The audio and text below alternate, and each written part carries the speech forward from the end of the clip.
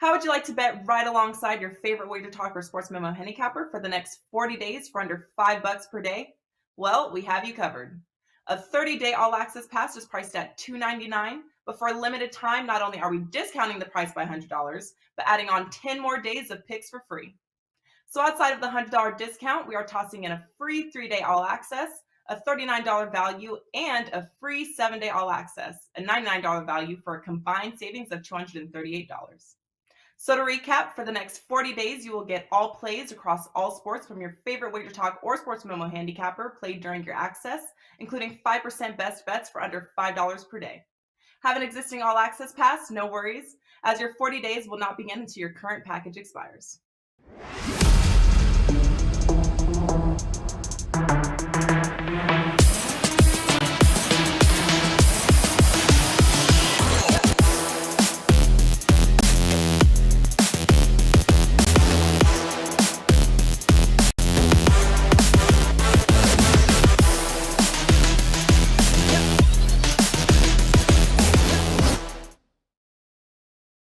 Hey guys, welcome in and a very happy, what the hell is today?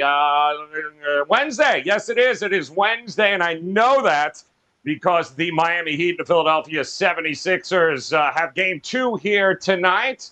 And here to help us break that, along with game 2 between the Suns and the Dallas Mavericks, is our favorite team of the week here as we welcome in Jay Money in the house. Got his beeper and flip phone from Merrill in the mail. He is ready to go. We got Teddy Covers. And, of course, Steve Merrill ready to rock here, guys, on this Wednesday.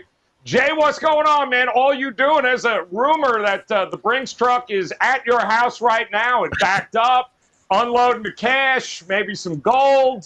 Congrats, brother. You've been crushing it from what we understand. And the show's doing pretty well also. So tell us about it.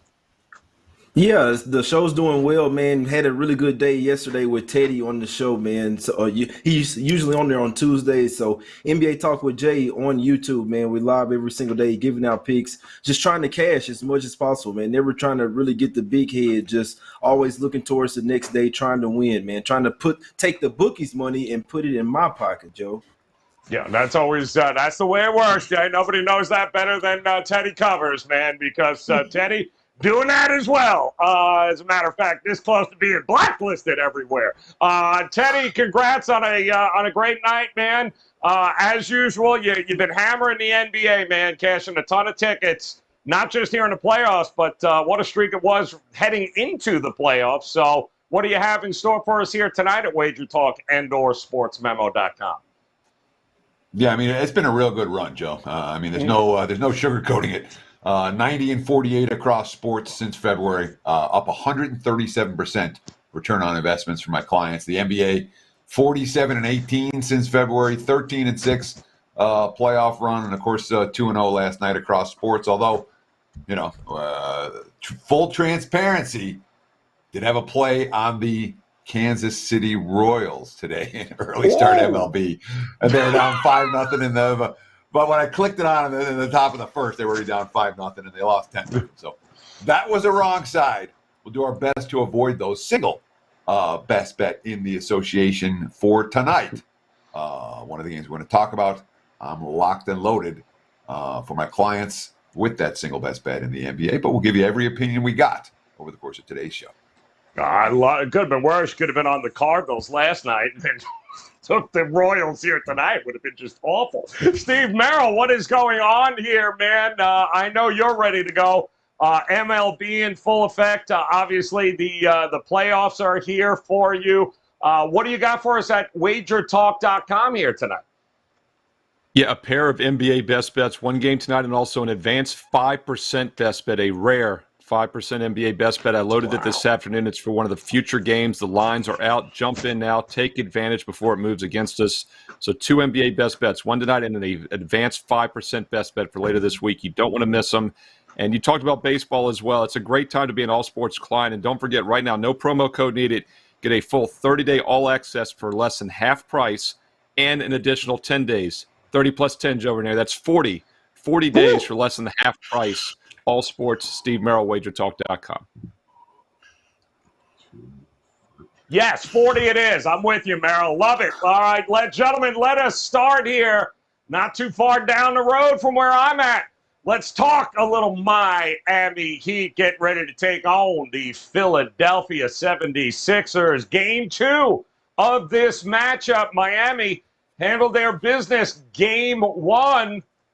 This number seemed a little strong. 9 is what it opened up at. I'm seeing 8s, maybe an 8.5 there. 206.5 is that opening number. That creeped up a little bit to the 207.5 mark. And listen, as good as Miami played, or as at least what the score says there, Jay, they got some things they got to clean up here. It wasn't perfect by any stretch of the imagination. It's a big number, man. Given the results, do you agree with the number here? Miami, 8.5? Yeah, Joe, we're going to the streets of Miami. I'm sure Yes! you liked it, but I know you like that. But I'm not looking towards the Sixers. I mean, I understand the contrarian angle would be to take them, but we can't forget they're without the MVP in the league, not just the best player on their team, one of the better players in the league, an absolute matchup nightmare for any squad. So without having Joel Embiid out there, you don't really have another superstar, if you ask me. James Harden is not a superstar these days, if you ask me. He's been going under the point total, like I believe 13 straight playoff games. So it's not hard to shut this guy down, but the Heat can shut down even the greatest of offenses. So if they can go out and smack up the Hawks there, right, why don't we think that they do it against the Sixers? They don't have a real center. Guys, what are we doing here, guys? We're starting DeAndre Jordan at the center? Come on, man. The guy was negative 22 in 17 minutes in the first game, and then Doc Rivers, not a great coach, saying we like DeAndre Jordan. We're going to play him again. In all honesty, guys, I don't hate on anyone, but just being real, DeAndre Jordan shouldn't see the floor in the NBA game, guys. And everyone pretty much knows this. I can't believe they're starting him. If they do it again, you have to look towards the Heat here. And they only have one center behind that, Paul Reed. So not a ton of size or rim protection for the Sixers. I see buckets in the paint for the Heat here all night. And the last thing I'll say, they had 2 big scoring droughts where they didn't score for like 4 minutes twice in game 1, and they still won that game by 14. So, yeah, Heat -8 for me. I believe they win by double digits again. Yeah, well, I couldn't wait to trade Drummond, could you? How's that working out for you? My goodness, DeAndre Jordan, good Lord. It's like listen, if it was 2007, it'd be great, but it's not. Teddy, you talked a lot here today on WagerTalk today. You, Steve, along with Prez was talking about his pants, but you were spot on about the whole zigzag situation right now in the NBA playoffs. You had mentioned you weren't exactly a big proponent of it for a while, but talk to us about your thoughts here, because everyone seems to think zigzags in play except for, well, maybe this game here tonight. Well, so the zigzag theory, if you don't know it, it's very simple. For the postseason game, you're just betting on the loser of the previous game. You expect a concerted effort from the team that just lost. You expect the team that just won maybe to exhale a little bit, relax, not come with the same intensity. And in competitive series, zigzag consistently makes money. When you look at the broader spectrum of the NBA, there's lots of non-competitive series in the postseason. And the series that you see a series sweep or a series you expect to go 5 games, those aren't series where I'm looking to bet zigzags. When you're talking about the zigzags theory and maximizing your opportunities to bet the zigzags theory, in general, I'm always looking at the most competitively priced series, a series likely to go 6 or 7 games. And both those series that we saw last night, I think were in that category. I'm not convinced this series is in that category. No, I am not. And Miami has been a consistently undervalued commodity, all right? When you think about what this roster has, how deep they are, how they are able to, it's almost Spoelstra's Belichick, okay, without the credit. Right? Miami designs a game plan for a specific opponent, and then they can out execute that opponent. It's not, oh, this is what we do, you got to match up. It's, no, we're going to mess with what you do, and then let's see if you guys can figure out a way to stop it. And Miami did that so effectively in game 1, certainly on the defensive end of the court. And speaking of Jay's comments about DeAndre Jordan, and Doc Rivers' post-game comments about DeAndre Jordan, which were nonsensical. Okay. He's like, yeah, we got killed with Jordan on the court, and the only thing that worked for Philadelphia was playing small ball. When they pushed the tempo, and they went Yang at the 5, all of a sudden they went. The only run they had, the only real run they had when they took the lead in that second quarter was playing small ball. From the eye test, it worked. All right. And then, of course, after the game, Doc Rivers says, no, we're not going to do that. So maybe this is one for in-game betting. If you see Philly make the shift to small ball, maybe look to play some over. And if they don't, maybe look to play Miami and under. But this is one I definitely want to see. I want to see some game action before I'm going to make my wagers on this one. Lean Miami minus the points. Because that's the only way I'm looking in this series. Yeah, Teddy had mentioned it earlier, Merrill. You know, when a team is done at this point, they're done. And given what we saw from Philadelphia there, sans Embiid, I mean, I know they're still hoping that maybe over the next week or so when they make it back into Philadelphia, maybe he can show up. I don't know, Phantom of the Opera mask and all. He's still got the thumb injury, so I don't know really what that's going to do for him. But do you anticipate a little more competitiveness here tonight? Maybe an over is in the cards here tonight in this matchup? Well, yeah, I mean, the game went under on Monday night, 198 total points, and the team still only missed 3 free throws, 35 for 38 combined. The reason it stayed under, by double digits basically, is because they shot 43 and 43.5% from the field. They were 15 for 70 from three-point range. That's 18 and 25%. So I do think this game gets back into the 200 range, and the total has gone from 210 now down to 208 for game 2. So there's maybe a little bit of adjusted line value now with the over, especially if Philly does try to play a little bit faster. I like where Teddy's going with the in-game opportunities, especially with the total. Let's see how the game starts out. If we see an up-tempo pace, don't be afraid to jump in on that over. That'd be the way I'd be looking to go. Zigzag, as you said, Joe, Teddy and I talked about it earlier today on WagerTalk today. I always say the modified zigzag works, and that's exactly what Teddy was talking about, is you use it in selective situations, quality teams, off a loss. But another angle that also works well in general, the zigzag works really well in game 2. If you had to go back over the decades, game 2 road dogs normally do bounce back. And this is a situation where, yes, Miami is the preferred side in this series, but we're still getting a good Philadelphia team off a double-digit loss now as a road dog in game 2. The line is actually a point higher, about a half a point higher than it was in game 1. One of the reasons the zigzag hasn't worked as well in recent years is because the odds makers make the adjustment. We talk about the first half lines in those game 3s when teams are down 0-2. Everyone's onto that now. But this is a situation where I think the spot still does favor Philly for a bounce-back effort, and we're actually getting a higher point spread here. The Embiid thumb injury is a definite concern. I don't think he's 100%, so this isn't your full Philly team, and I'm fully on board with the anti-Harden stuff. You guys know that. I've done that for a couple years here on the show. I think he's a vastly overrated player. Great shooter, great offensive threat, but that's not what you need in the postseason all the time. You need some defense. And keep in mind, Miami won 2 of the 3 in the regular season, and then they lost as an 8-point road favorite when Harden didn't play. The Sixers actually won that game. But I think Philly keeps it within single digits here. I think they can get the cover. Not necessarily the win, but I'd take them +8 tonight. All right. And big shout-out, by the way, you made fun of DeAndre Jordan, but big shout-out to Dwayne Dedman. By the way, the best game I have seen in a long time. The man played 4 minutes and got 5 fouls in the damn game. I don't know how he did it, man. Congratulations, Anthony Towns would be proud. Woo, that Anthony was Towns good. taught him well. 2 in the first. He played 2 minutes in the first half, 2 minutes in the second half, and he got 5 fouls in 4 minutes. That's not easy to do here, guys. But Miami and Philadelphia added here tonight, game number 2. Backs are against the wall. James Harden and company. We'll see if they can get it done heading back to Philadelphia, where hopefully reinforcements will show up there. But in the meantime, game number 2 in Phoenix here tonight between the Dallas Mavericks and those Suns, who appear to be on a mission. Opened up at 6 here in that ballpark there, with that number hovering around 216. Still seeing some 216s out there. But listen, Phoenix came out firing. Dallas did a pretty good job of giving themselves an opportunity here. But, man, oh, man, Is Phoenix going to shoot that well there, Jay? Again, do you think? Can you count on that? Where's that Dallas defense we heard so much about?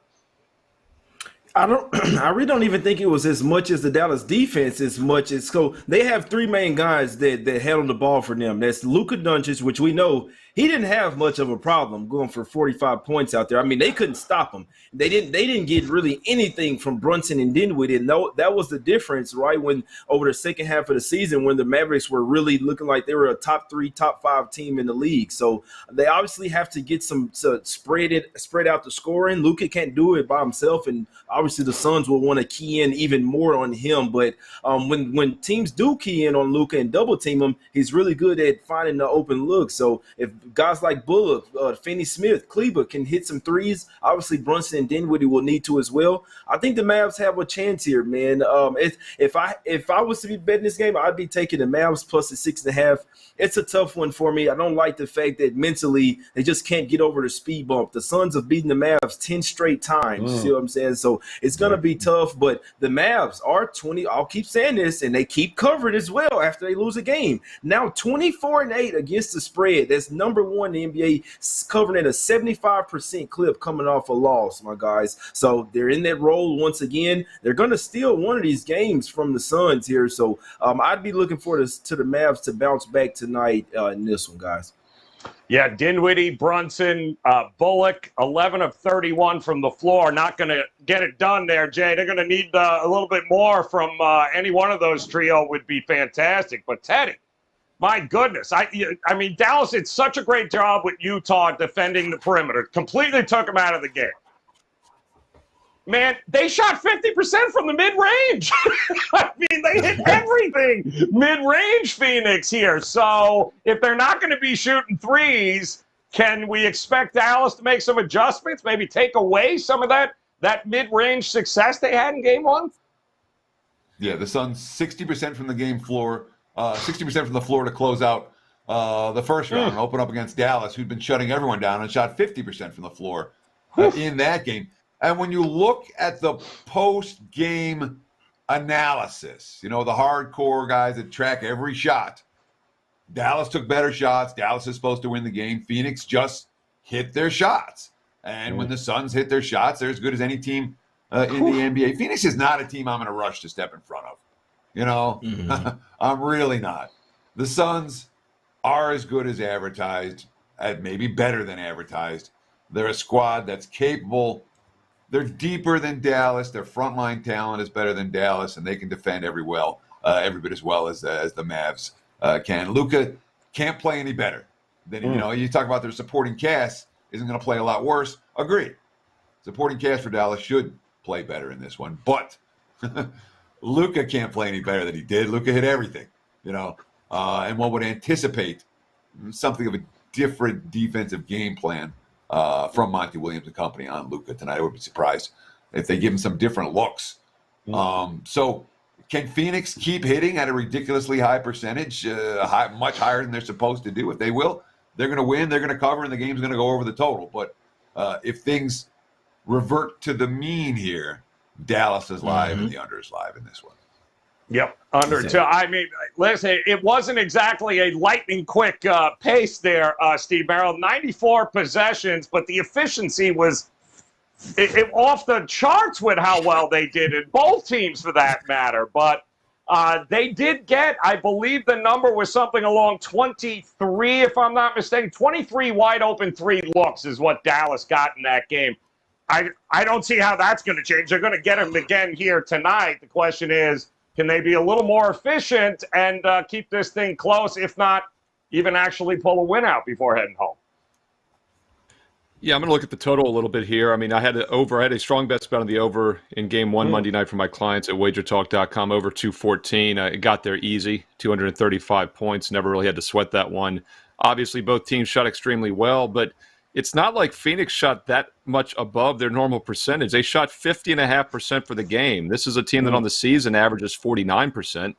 They've now shot 50% or higher in all 7 playoff games. In fact, they've only shot a half a percentage lower in any other playoff game this year. So pretty much the normal thing with the Suns. They're just a great team. Keep in mind, they had the best record in the NBA by 8 games above anybody else this year, defending Western Conference champs. And then you look at the three-point shooting in the game. Phoenix in game one was 39%. They're right around 38% for the season, or about 36%. So a couple points higher there. But overall, it wasn't like they shot extremely incredible. They were maybe a few baskets better than average. So I think their scoring continues here. They were 18 for 18 from the free throw line. Obviously, that's a couple baskets better. Dallas, by the way, just 18 for 25 from the free throw line. So I do think there's some upside there, considering the team only lost the game by 7 points, and they missed they had 7 more free throw attempts than their opponents. So should be a tight series here. We'll see if the bounce back works here or not. Like Teddy said, you're not looking to go against the best team in the league in general. I do think Phoenix qualifies there. But as far as the total, 216 now. It's one basket higher. As you said, Joe, the pace wasn't all that fast, but the shooting was very efficient, and I think both offenses still hold the matchup edges. So if you're looking at this total, I'd play over once again, over 216 now in game 2. Doncic, he's going to get his, but he's also going to get a lot of attention, which means there's going to be some guys open for Dallas who can hit those shots there, Jay. That's the whole thing. Is it Brunson? Is it Dinwiddie? Who is it going to be able, somebody outside of Doncic, because Lord knows we know he is going to get his. 2 games, guys, tonight. 2 with Miami, Philadelphia, Dallas, and Phoenix, and of course, best bets from Steve and Teddy, locked, loaded, ready to go over at WagerTalk.com. Would encourage you to head over, visit Teddy's page there, as well as Steve Merrill's, not just, of course, NBA, but the MLB as well. You can also catch Teddy over at SportsMemo.com. And don't forget Jay doing his J Money thing on YouTube, guys. Great show.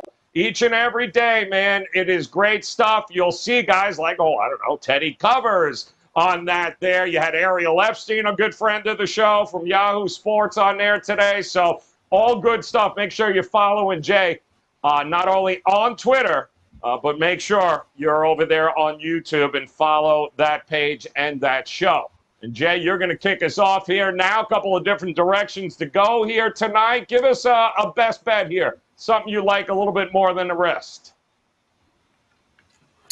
Yeah, guys, like I say, go check out the show if you can on YouTube, NBA Talk with Jay, pretty much every day, Monday through Friday, doing some weekends as well. Talking WNBA starts up on Friday. We'll be doing NFL shows as well. I'll have Steve Merrill on there. We'll have Joe. We're going to have to pull Joe from the streets of Miami one of the times to have him on the show as well. Teddy, a lot of great cappers on the show, guys, every single day. For today's, we're going to the streets of Miami there, over here with Joe. He's going to bring the good luck to his team. I like the Heat here, full game, -8. I think they take these 76 to Smack City once again. Hopefully we see DeAndre Jordan. I want to see him play 40 minutes of this game. Would love to see that. Doc Rivers going out, likely getting swept, probably getting ready to go play some golf somewhere or something, man. So give me the Heat tonight. We're eating spicy chicken tonight, man. Spicy Philly cheesesteaks. Give me the Heat here, -8, and don't count those Mavs out as well. Oh, I love it. Yes. Suck it, Harden. Don't know what to tell you there. All right. Very good there, Jay. Appreciate that. We'll be dancing. Yeah, Harden all pissed off there. All right, Teddy, you got it. 60 seconds on the clock, my man. Where you heading tonight? Let's talk about James Harden. Let's get that Harden face dancing, that Harden head dancing over here. Because, look, we've reached a point now, all right?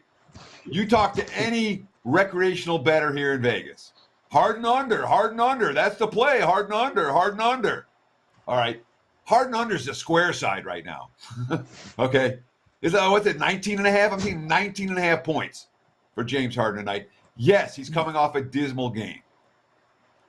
Harden went over this against a good defensive Raptors team 3 times in that series with Embiid in the lineup. Tonight's a James Harden game. If Philly's going to cover, it's going to be Harden. If Philly's not going to cover, it's going to be Harden. He only took, 13 shots in game 1. I'll take the over 13 in game 2. And I don't want PRA. I don't want point, rebound, assist. I just want Harden points tonight. I think 19.5 is low. We get the buy low on a superstar on a game I think he shows up. So Harden over. Yeah. Oh, look at it. Yeah, he excited about that now, Teddy. Very nice. All right, Harden it is, damn it. That's where he's going tonight. It's do or die with Harden. That's why Daryl Morey brought him over. Isn't that the whole point? Right? That was the whole point. Yeah, that ain't going to work. Steve Merrill, come on, man. 60 seconds. Talk to us here, man. Where are you looking here tonight? Give us some math again, too, because we all love it. I'm getting the calculator out. There Gotta get the it is. calculator out because there's some great math right now at WagerTalk.com, Steve Merrill's page. No promo code needed. We're keeping it simple because the math is simple. 30 plus 10 equals 40. Get a 30-day all-access right now, baseball and basketball for less than half price, and you get a bonus 10 days included for free. That's a 40-day all-access for less than half price, NBA and MLB. Steve Merrill, WagerTalk.com. I've got a huge 5% NBA best bet locked and loaded right now. Also a Wednesday night NBA best bet. Going to look at the other game tonight, and that's the Miami Heat-Philadelphia game at 7:30 Eastern. I'm going to take a flyer with the Philadelphia 76ers to keep it close and cover the +8. I think the zigzag bounce back works here, and they keep this game competitive after a 14-point loss. Harden needs to step up. Embiid's a bit injured, but it's priced into the line. The line is actually higher now in Game 2 than Game 1, even though the situational bounce back spot favors Philly. So we'll take a shot with the dog to make this a series. Philadelphia 76ers plus the 8 tonight on Wednesday. Don't forget a strong 5% NBA best bet. Steve Merrill, WagerTalk.com. God damn, busted out the Texas Instruments calculator and everything, Jay. Damn. Battery Oh, died. no, we don't. We do not, do we? We do. Let's go. Bring it up. Come on. Let's cue the music. All right. It's our good friend John Ryan over at sportsmemo.com. He's got himself another angle of the day for us. A quick reminder, good friend Ronald Kabang, as well as John Ryan, have a new show over there with sportsmemo.com. Make sure you guys check that out on the Sports Memo YouTube page. John says that we want to bet on road underdogs listed anywhere between 2.5 to 5.5 points on the first half line. And if that road dog has failed to cover the spread in 2 of its last 3, and the dog is in play in only their 5th game in 14 days, well, if they actually had 2 quarter pounders with cheese and a large fry, they would be 50-26 ATS. That is 71% in the first half wagers over the last 5 regular and playoff seasons, which means should have got the Nuggets, but anyway, he is betting on the Sixers in the first half, which is interesting as well there, because if you're going to bet the Sixers, Jay, maybe the first half is, maybe that's the way to look, because Harden ain't going to be Harden in the second half. If it don't happen in the first half, oh, no. There's a lot of strip clubs near that stadium, man. He might check out the second half if this game ain't close. Let's take a look at the best bet recap one more time with Jay saying, oh, he ain't buying it. Give him the Heat laying the 8. But Teddy, he thinks we're going to get a little Harden love here tonight. Not like it's a crazy number, but he says go over to 19.5 points, and hopefully most of that will be in the first half. And Steve Merrill, he going 76ers. He's not buying. He thinks too many points. He's grabbing those points there with the 76ers here tonight. We did have a quick question. I'll ask all 3 of you guys in our chat room here. Jay, what series do you think most likely to go 7 out of the 4 remaining? Celtics Bucks, and I believe the Celtics will be the last one standing. And you think the Celtics? Interesting, Teddy. You agree? That's exactly what I was going to say. Milwaukee-Boston is the 7-game series. Milwaukee-Boston. And Steve? Yeah, I think that's the most competitive. And you also, Milwaukee, we're going to see what they're made of here after a blowout loss last night in Game 3. And by the way, guys, both games tonight, Game 3 take place on Friday before either of last night's series takes place on Saturday. It's once again the crazy NBA schedule because there's no games tomorrow on Thursday, so go figure.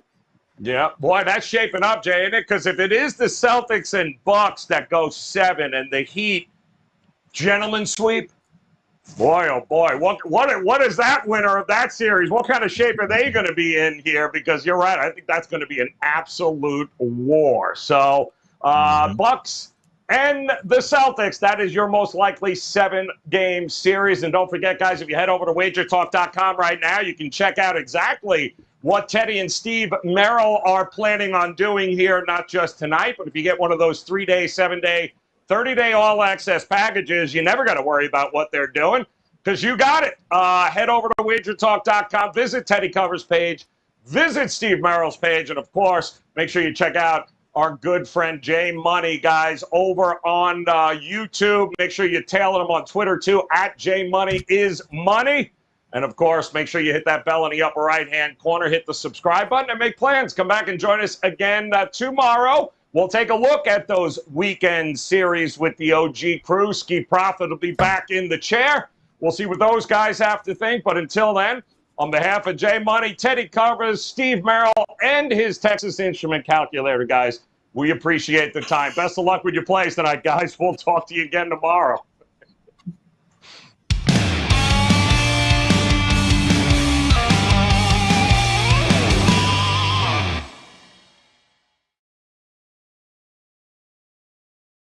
How would you like to bet right alongside your favorite WagerTalk or Sports Memo handicapper for the next 40 days for under $5 per day?